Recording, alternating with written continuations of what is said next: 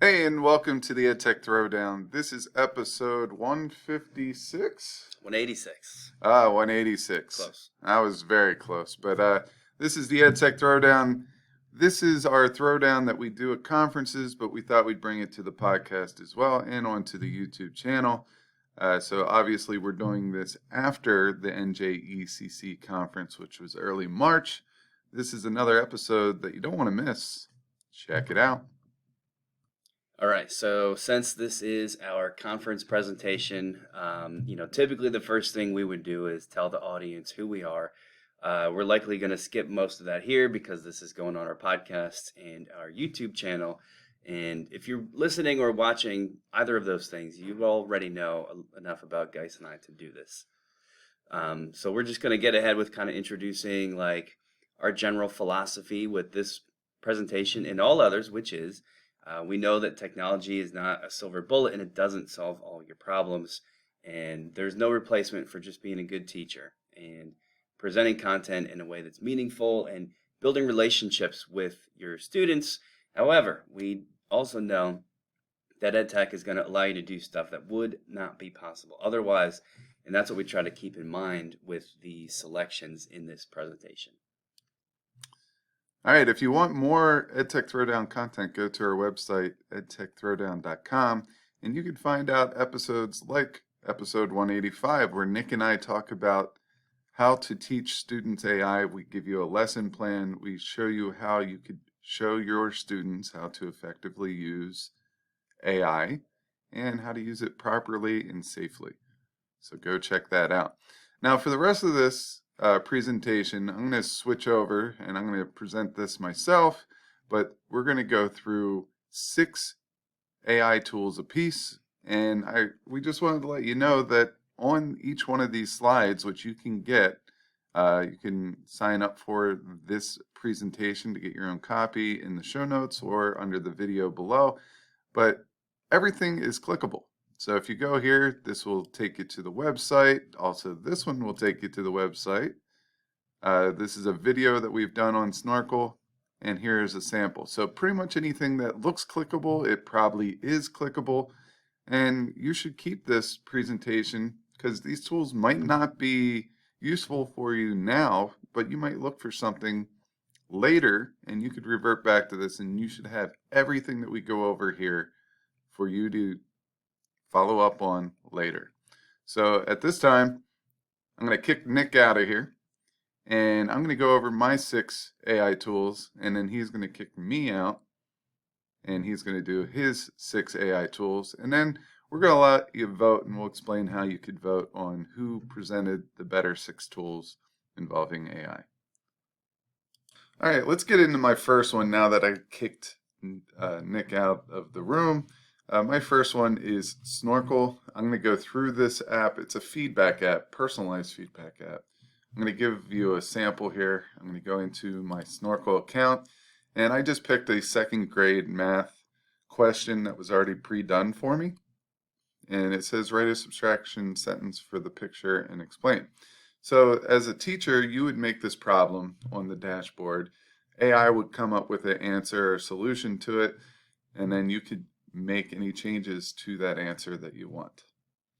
Okay, so that's what's going to happen on the back end.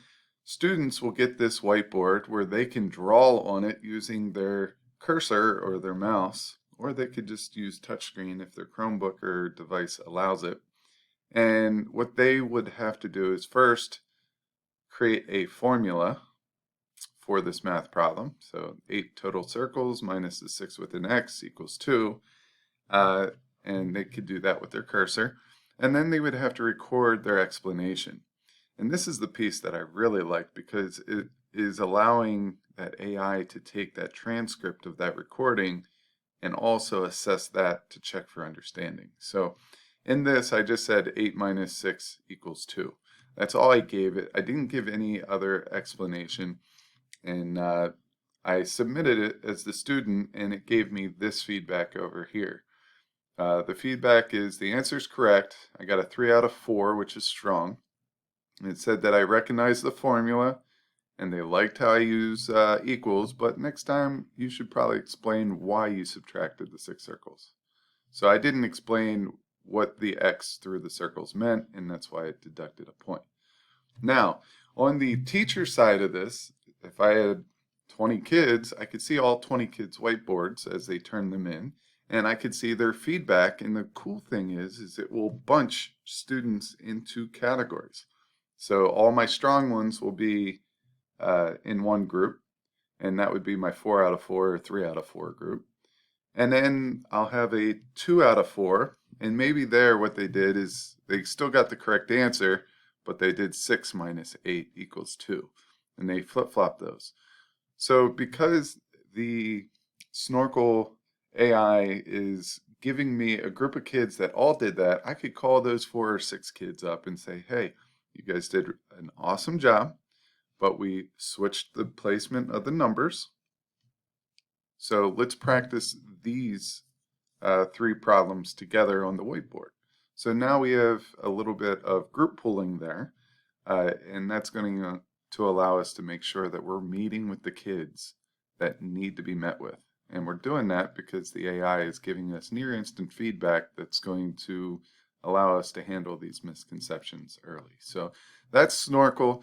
If you want to check out the student and the teacher side a little bit more, I linked one of the videos, but I also attached the other video. So one's a teacher side and the other one's a student side. They're both on the YouTube channel. So you can go over to the YouTube channel and check out those videos.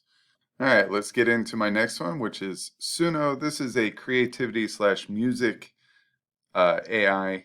I use this to personalize learning outside of the content area, or just to get kids to relax a little bit, or poke fun at Nick, because what else is better? We do this all the time. Him and I have this battle where, we'll play little pranks and everything. So this is where I get to tell a story. And I remember this like it was October 14th because I'm pretty sure it was October 14th. Nick has an office that is about 40 feet across the media center from me, and he came in and he had a nice button-down shirt, but he wore blue jeans. And I was like, yes, got him.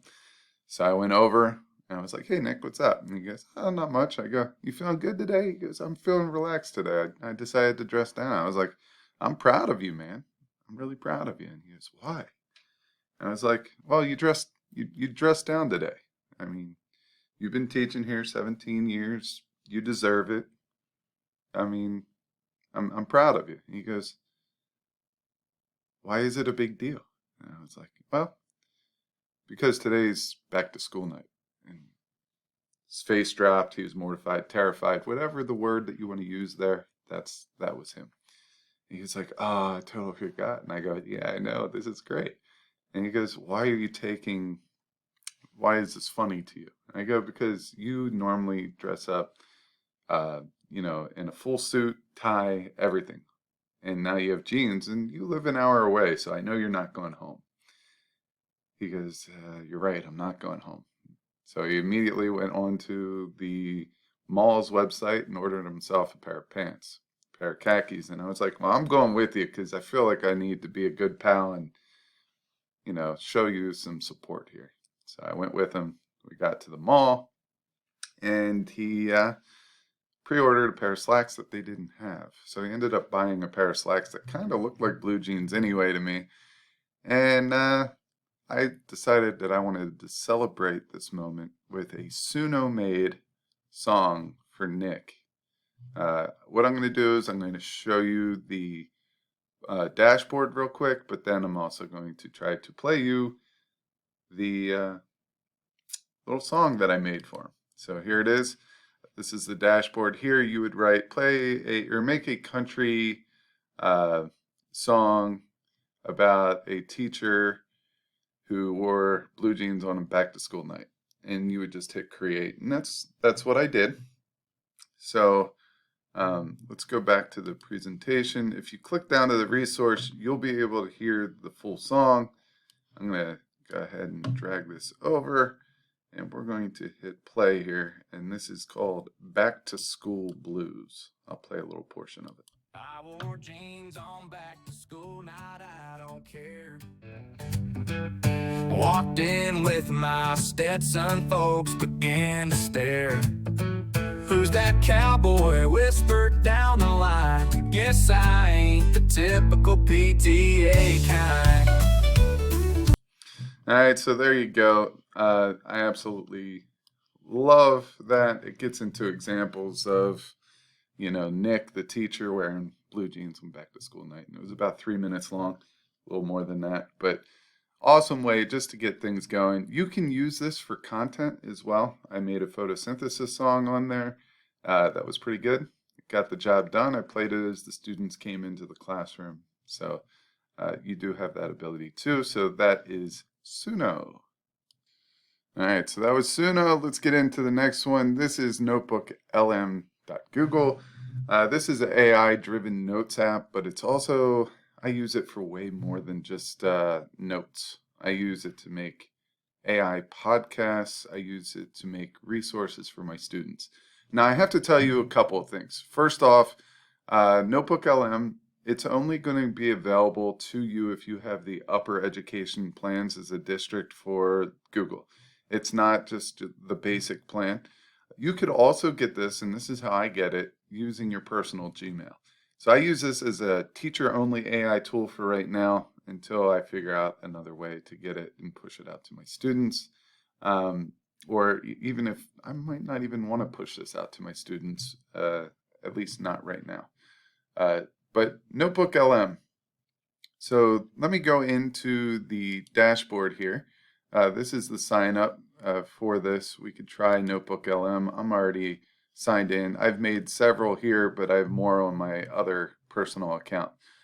For my biology class, what I did is, this is an AI generated setup here, but I did import one resource. I imported my key for my 2019 AP Bio Unit 1 Chemistry of Life guide, and this is a PDF. Now, when I brought it in, I didn't bring in all the pictures and the diagrams and stuff. I just brought in the goods, the notes.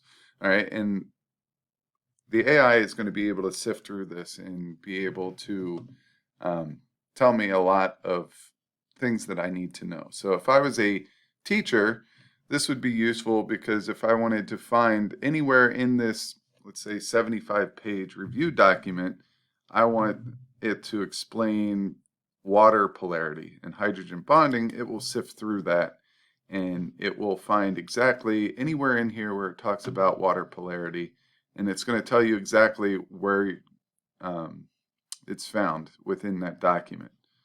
All right, so there are several different places where water is brought up during this study guide here. Over here you have a resource guide, or a little summary of this, the source, and some key topics that you could click on. And then over here you have the studio, and here I already asked it to make a podcast, so I'm just going to have it load. This could take a little bit of time because it is pretty long. This is a very long document. This is going to be somewhere between a 20 and a 25-minute podcast, probably 28-minute podcast. And there's two people in here, so I'm going to show you this real quick. So if I hit play, you're going to hear the voices. All right.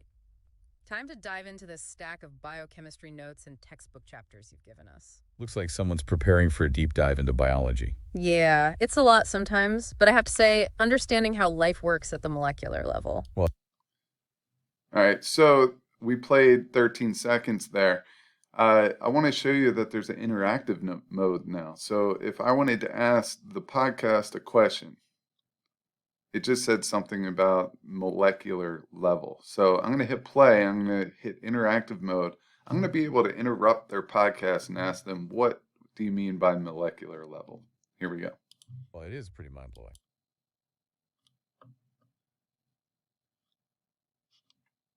I have to allow microphone.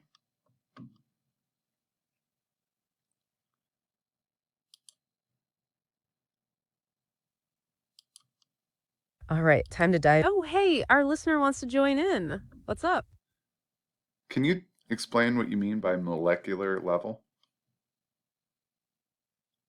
That's a great question. It's fundamental to what we're talking about. When we say molecular level, we're talking about the tiny world of atoms and molecules. The really, really small building blocks that make up everything. Think of it like this. You can look at a plant. You can see its leaves, its stem, its roots. That's the macroscopic level. Visible to the naked eye. Then you could zoom in maybe with a microscope and see the plant's cells. That's the cellular level. Getting smaller. But if you zoom in even further past the cell structures, you'd get to the molecular level. The level of individual.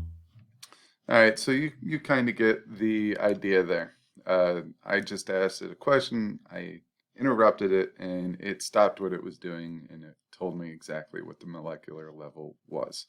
All right, so this is Notebook LM. It's an awesome space, awesome tool here. And now we are going to go back into the presentation, and we're going to take a look at Diffit Books. Diffit Books is really just an update because we've gone over Diffit on the podcast and on the YouTube channel before, but it's such an amazing AI tool. Diffit Books just takes it to the next level. So if there is a book that you're covering in class, more than likely it's probably going to be there. And if it's not there, you can request that that book is added. All right, so what I'm going to do is I'm going to go into Diffit. All right, we're starting here. I'm going to sign in just so you can see all the awesome sources and resources that it makes. All right, here's the book area. And if you don't know what Diffit is, you can really make resources, study aids, quizzes, things like that, that are differentiated and personalized for your students. So if you need to take something from English to Spanish, you can do that.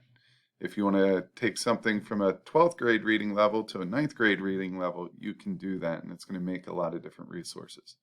What I want to show you today is books. So here, if we're doing The Catcher in the Rye in class, you could see that The Catcher in the Rye is right here. If you don't see your book, you could request it, and they'll do their best to get it on there. Here's the start chapter of 1, end chapter of 5. I'm going to make it 9th grade, and here's where you could change it to different languages. You could come back and do that later if you wanted both English and Spanish. You could do that. I'm going to hit Generate Resources, and what it's going to do is it's going to work within those first 5 chapters of the book. It's going to make short answer questions, multiple choice questions. It's going to give you images that you could set as your title, header. So if you take a look here, here's the long form summary of those 5 chapters. Here's the summary of the summary. Some key vocab words. You could add some, you could change, you could add images to them. Here's some multiple choice questions, short answer, and open-ended. I love the fact that we could take these multiple choice questions and send them directly over into forms by going right here, and they could take it as a quiz as well. There are other student activities, whether it's infographics, whether it's flowcharts, claims evidence reasoning, workbooks, and things like that that you could also add just by adding get student activities there. All right, so that is Diffit Books. We are going to go back into the presentation, go to the next one, which is Google Lens. This one is something, it's kind of like unknown to a lot of people, but if you know about it, you use it a lot. All right, Google Lens is a reverse lookup. It's if you ever used like iNaturalist or any of those apps that allow you to identify plants, animals, trees, anything like that, it could do that. You could look up the price of something. You could see where it's found on the website, things like that. I love this on my phone. Over the summer, I have daddy school with my 3 kids. We like to do a 45-minute lesson a day. I try to keep it fun. A lot of times it's a nature hike, and we try to find certain things. It's like a scavenger hunt. So we did, our last one was on fungus, different types of fungus, and I had them look for mushrooms and shelf fungi and stuff like that. And then we use Google Lens on our phone to identify the types of fungus. All right, you could also use it on your computer. You go up to the 3 dots, and then there's a search with Google Lens here.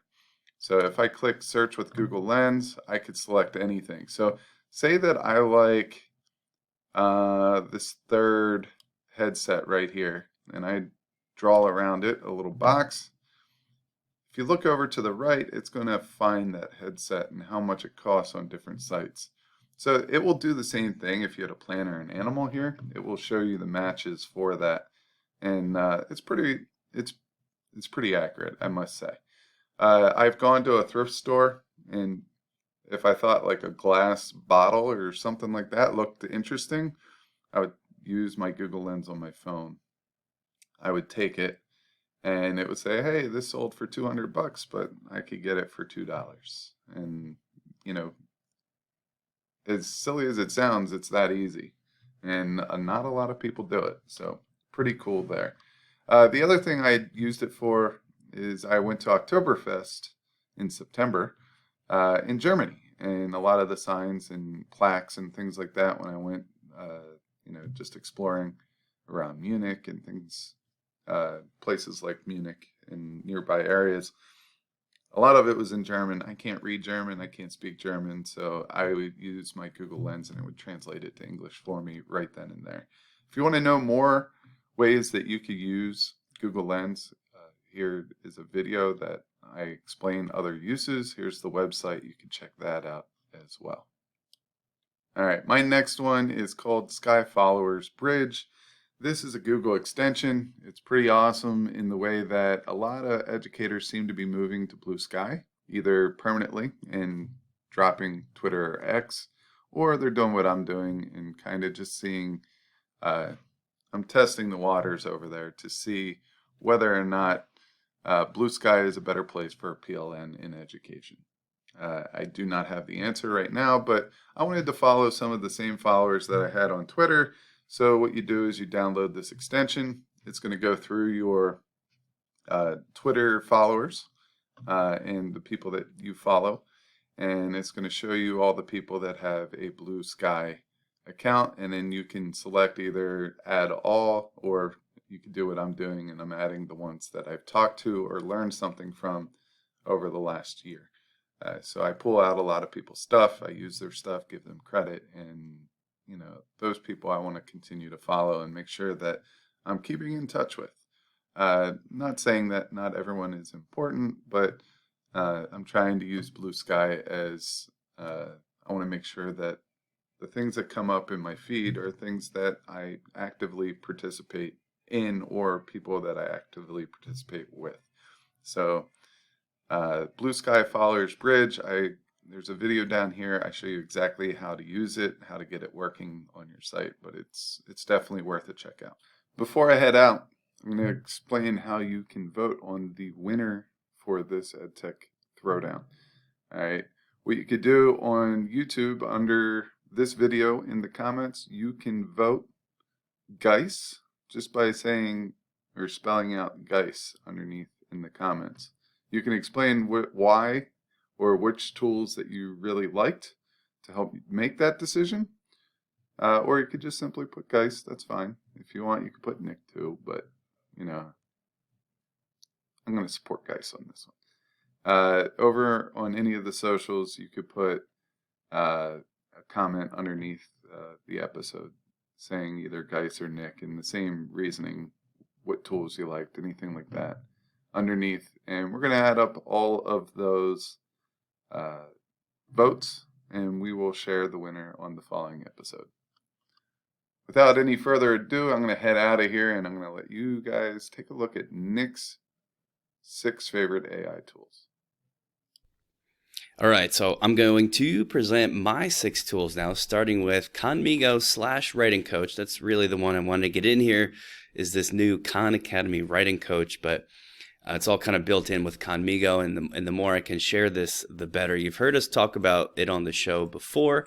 This is an AI hub, as we call it, specifically designed for teachers. So if you need a quick exit ticket about a certain thing, a lesson hook that you just can't quite think of, some way to put a topic you're teaching in a real world context, you can do that.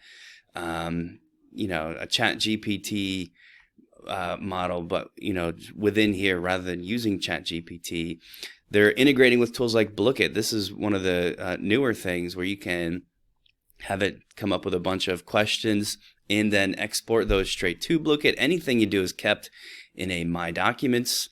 So here's a AP Chemistry newsletter that I had to put together that I can use before I export it. You can bring in students and classes and all kinds of other stuff.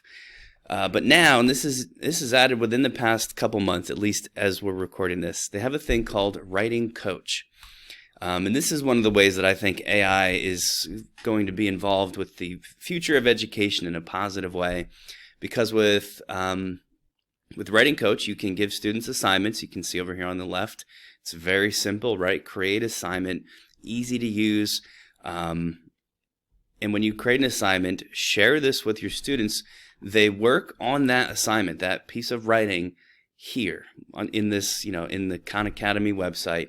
And as they do so, there's an AI little guide on the side that prompts them along the way. So it'll help get them started by, if part of the assignment is writing a thesis statement, the AI will ask them to do so and maybe give them some tips. And it kind of walks you through the writing process in this very personalized, individualized way. And it's just so super cool. All the stuff is going to be kept, right? There's a little My Essays section. So here's some examples that we've demoed before. But I think this is great. I think if you're a teacher who has your students doing writing, whether it's lab reports for science or your typical essay in an English class, this is something you definitely want to check out. As it is now, teachers can use this for free, and as long as you are a student of that teacher, they can also use it for free. So the Writing Coach is just another really awesome reason to get in there and check out Khanmigo, which, by the way, is also free, an added benefit that your other more popular things like Magic School are not going to give you. So that was my first one. My second one is called Teachable Machine. I think this is really, really fun and really neat. We're using this to help educate students about AI and what it is and how it works. So this is a website, another sort of experimental Google platform, teachablemachine.withgoogle.com. I'm going to try to demo some of this, although I'm not sure how well it's going to work because I'm also recording the screen. But if you just look here, you can see what it does. This lets any person without any coding training whatsoever train an AI model based on image or audio input. So what you see happening up here is, let's go to the next one is, puppy or a dog and not a dog, right? Metal or not metal. So this is audio input. Poses, tree pose, wings pose. By putting in different images within each category, I believe it calls them classes, you can actually train the AI model to recognize things. So if I click on Get Started, you can see that you can choose image, audio, or pose. I'm going to try to do image and select Standard Model. There's two different classes where you can put in anything that's going to be in those images that you want it to classify. Like let's do smile and not smile.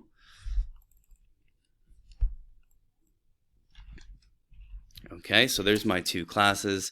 And then I select my webcam. This is the part that I'm not sure is going to work. Looks like it is. And then I simply, basically start smiling, right? And as I click this blue button, right, it's not really capturing my face because I've got two different webcams running, but you get the idea.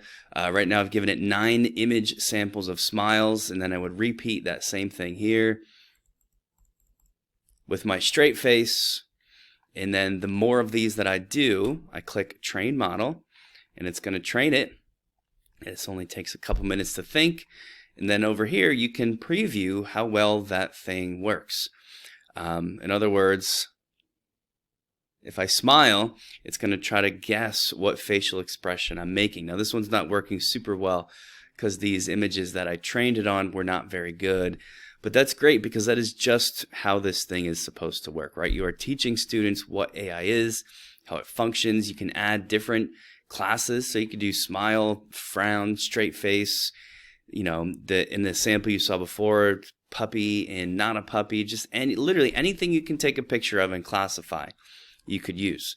Here's the really cool part that I know nothing about. Once you're done, you can actually export the code for the model that you've just developed so that it can actually be used in other applications like websites or apps. I don't know enough on the technical side to understand what any of this is, but I think some of our listeners may, so I wanted to show that part too. So this might be for, maybe in an actual class devoted to the technical coding side of AI. That part exists here too. Teachable Machine is fun, it's easy, and it can work across a range of ability levels for your students. I think it's great. All right, next up we have SchoolAI Sidekick. SchoolAI we've talked about many times. This is a custom-built chatbot for education. So you can sign up for SchoolAI, which you can do for free as a teacher, and you can describe a chat room, a chatbot basically, that you want students to use to ask questions about a specific thing. In SchoolAI, those are called spaces. Well, SchoolAI now has a different thing called a Sidekick, which is very similar to a space but more general, and sort of like I think of it as an AI tutor on the side that will do whatever I ask it to do. Also free to use, and I'm going to jump here just straight to an example of what Sidekick can do. So here's one of the, like a study guide that I might provide my AP chemistry students. At the top of the study guide is a link that says Sidekick Help. So if I'm a student, I would click that link, put in my name and a space code that automatically fills in when using the link, and click on Join. And the idea is, and I would show my students this in advance so that they are kind of prepped for it for the year, if they get to a question like number 3 that they do not know how to answer, they can copy paste it into Sidekick, or they can just ask like literally any question they want, but this is probably the easiest way. They copy paste in the question, and Sidekick responds by saying, "Great question. First, can you identify whether HF and HCl are polar or nonpolar?" Now, the benefit of this is it's not just giving them the answer, right? ChatGPT, they could get an answer to this question, and that has some benefits, right? Because they could read that response, and that might be helpful. But this is actually guiding them through the process, right? Because to answer this question about boiling points, knowing if the molecules are polar or nonpolar is the first thing they have to consider. That's what I would say if I was a teacher tutoring this student. But the AI Sidekick is there doing it for me, basically, when I can't be available, or if the student is trying to work on this at home. I will add that when I created the guidelines for this particular Sidekick, because you're going to describe to SchoolAI what you want it to do, it helps if you specifically tell it, do not answer the questions for the students, try to guide them through the process. And that will give you some really excellent results. And it's just like another resource to provide your kids who might need that assistance. All right, next up, I have one called Debunkbot. This is another way to help teach people about AI, teach students, teach parents about AI. This is developed by MIT as a, hopefully what is a non-confrontational way to use AI to help people understand conspiracy theories and whether or not they have any merit. What's cool about it is that it asks you right from the beginning. I'm going to try to get to the point here where it sort of begins the whole process. Right now it's just checking to make sure that I am a human being. It just asks you from the beginning, like, hey, is there something you believe that you think would count as a conspiracy theory? And you can type in whatever you want. So here's where it begins. Throughout history, various theories have emerged that suggest certain events or situations are the result of secret plans by individuals or groups. These theories are often alternative explanations. Some people call these conspiracy theories. It says then at the bottom, if so, please describe one below. So one meaning, is there something that you find credible or compelling? So you can say, I think humans did not land on the moon. I'm not saying I believe that. I'm just saying as like an example, you could type that in. And then it just sort of slowly teases out like what you mean by that. This next question is, could you share what led you to find this compelling? So like, why do you think that? Please describe in as much detail as you feel comfortable. So it's super non-judgmental. It makes you actually, consider questions like, why do you believe that? And describe it. And then it's just sort of keep responding to the things you say. And then whatever comes out of that comes out of that. But of course, the idea is that, as you get responses from the AI, you might eventually land on, like, maybe this thing that I think doesn't make a whole lot of sense, or maybe it doesn't mean what I thought it meant. And I like this as another way that AI can be used positively to, maybe do some good in the world and help people understand what's true, rather than what AI can often do, which is highlight what is not true or completely made up. Okay, next is something called Deledao, I believe is how you say that. This one I cannot demo because I do not have this tool. It's also a little bit unique from what we usually talk about, which are free tools. This is not free. This is something your district would have to pay for. But when I saw it, I was so excited about it, I felt like I had to bring it to the podcast. Deledao is a web filter for students. Now, most schools, I believe, are going to have something like this. I know we have one where a teacher can block websites based on lists. So if I don't want my students on YouTube, I can block YouTube. But the problem with that type of filtering is there's about 1,000 ways to get around these list-based blocking web filters. But with Deledao, they actually use AI to do the filtering and the blocking for you. So a lot of the problems teachers have, let me scroll down to, let's see, it's called, somewhere in here it mentions like the actual gaming aspect of this. I'm not sure where that's at right now. But one of the issues teachers have is students playing games on things like Google sites. Now, you could block all Google sites, but you might also not want to do that. But Deledao blocks gaming not based on specific URLs, but based on what it detects students doing with their mouse and their keyboard. And if those clicks and keyboard taps seem like it might have something to do with a game, it's going to block that thing. It also blocks things in like real time. Just like as search results pop up, it can blur out certain things and not blur out others. To me, this is just something that school districts should know about. So maybe if you're in a place to share things like this with your school administration, that might be a cool one to do so. And that brings me to my final of 6. It's called Twin Pics. This is another fun way to teach people about AI. The way Twin Pics works is each day it gives you an AI generated image that you try to recreate with a prompt that is 100 characters or less. So I'm going to try to do that now. I'm not sure what animal that is. I guess a squirrel. And I'll say that's a cute cartoon squirrel with butterflies. And if I could spell, butterflies and flowers surrounding the border. And I know this is not going to give great results, but I'm just trying to do a fast version. You click create image, it's going to think and use AI to develop my image.